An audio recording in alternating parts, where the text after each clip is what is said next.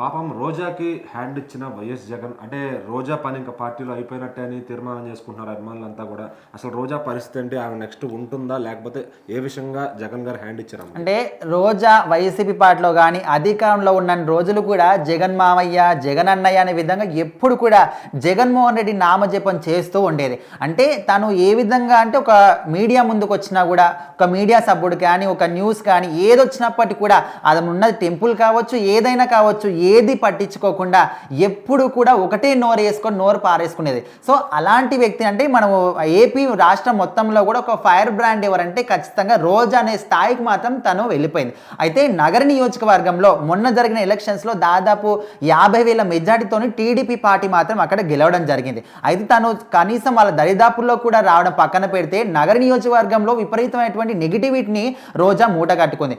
అయితే ఇప్పుడు వైఎస్ జగన్మోహన్ రెడ్డి ఎట్లా అంటే తన పార్టీని తను పునరుద్ధరించుకోవాలనుకుంటున్నాడు. అంటే మొత్తం ప్రతి ఒక్క చోట కూడా ఏదైతే నియోజకవర్గాలు ఉంటాయో ప్రతి ఒక్క నియోజకవర్గంలో వైసీపీ తరఫున ఉన్న ఇన్ఛార్జీలందరినీ కూడా చేంజ్ చేయాలని ఒక ఆలోచనలో కూడా ఉన్నట్టు తెలుస్తుంది. దాదాపు అందరినీ కూడా చేంజ్ చేయడం జరిగిందంట. మరి ఇప్పుడు దీనికి ఇక్కడ రోజాకి ఏంటి ఎందుకు తను హ్యాండ్ ఇచ్చాడు జగన్మోహన్ రెడ్డి రోజాకి అనుకుంటే మరి నగర నియోజకవర్గంలో కూడా రోజాని మార్చాడా వేరే వాళ్ళని ఎవరినైనా నియమించాడా అని దాని గురించి ఇప్పుడు చర్చ జరుగుతుంది.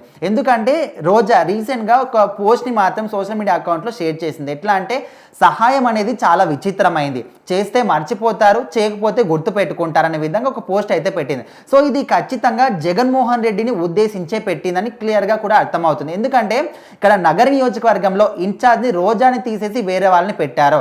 అంటే తను అంటే ఈ విధంగా మాట్లాడిన మాటలు ఇవన్నీ కావచ్చు వైసీపీ పార్టీకి ఖచ్చితంగా అవి ఏదో ఒక రకంగా వ్యతిరేకమే తీసుకొచ్చాయి. మరి తన విషయంలో తను ఈ విధంగా మాట్లాడింది కాబట్టి సహాయమే అనుకుంటుందేమో. సో ఈ విధంగా సహాయం చేసిన దాన్ని మర్చిపోతారనే విధంగా అంటే ఆ ఇంటెన్షన్తోనే ఆ పోస్ట్ అయితే పెట్టింది చాలా మంది అనుకుంటున్నారు. ఏదేమైనప్పటికీ జగన్మోహన్ రెడ్డి ఎన్ని ప్లాన్లు చేసినా ఇన్ఛార్జి మార్చినా అంటే ఎలాంటి ఉపయోగాలు లేకుండా ఖచ్చితంగా ఇలాంటివన్నీ కూడా చేస్తున్నాడు అనుకోవచ్చు. బూడిదలో పోసిన పన్నీర్ అనుకోవచ్చు. తను ఎన్ని ప్లానింగ్లు చేసినా ఉన్నదాన్ని ఎవరు కూడా మార్చలేదు.